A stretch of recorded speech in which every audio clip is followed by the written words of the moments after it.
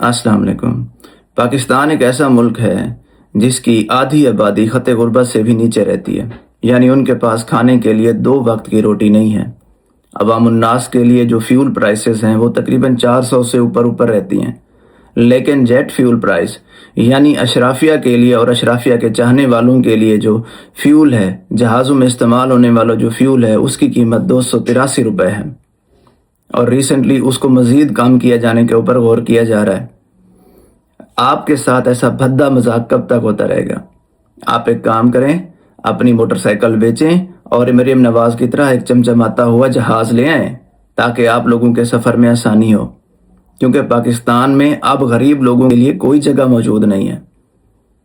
یہ سوال اپنے آپ سے پوچھیں کہ آپ کب تک ان حکمرانوں کو اپنے اوپر برداشت کرتے رہیں گے؟